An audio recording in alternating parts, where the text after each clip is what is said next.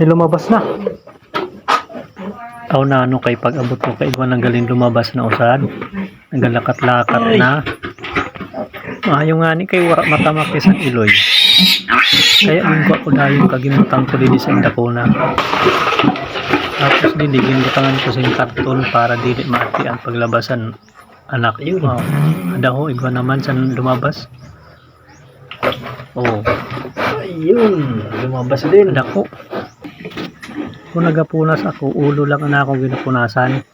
Kaya iya na nakabalot sa iya lawas na plastic, dagdag pa sa nakapainit sa iya. So dili siya lalamigon. Pangduha pa lang ina naging labas na urig. Pagkatapos ko sa nipunasan, ibutang ko naman ini sa kuna na may ilaw na may pampainit. So didi bagan igwa naman malabas na usad. O igwa naman no. Oh, yan. Oh. So pantulo po ini na urig na lumabas. Nagturo na akin gatas niya. Oh. Adam.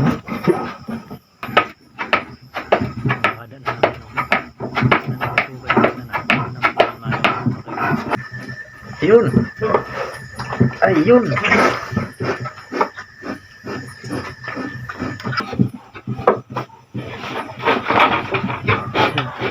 Ayun, pang-5.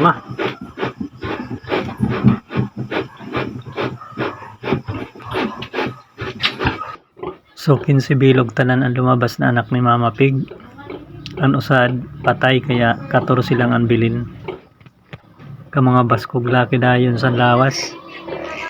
Patay. So amo po ini an usad na patay paglabas pa lang. Dili talaga maiwasan na mabawasan. Amo na po ini tanan an anak san aton Mama Pig. 14 bilog. Kay an usad patay na paglabas. 15 bilog untani tanan. Ang mga ayos ang lawas.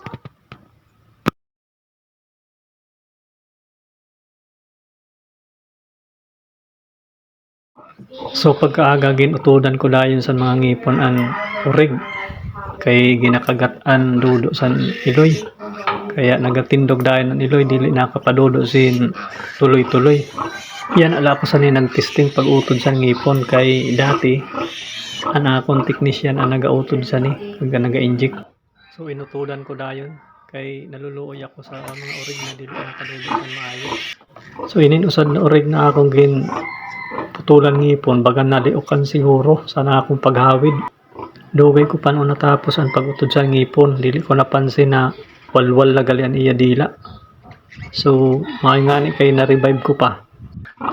Kaya advice ko lang sa iyo kung dili nyo man lang kaya, kag dili nyo man lang aram, ipaubaya nyo na lang sa iyo technician.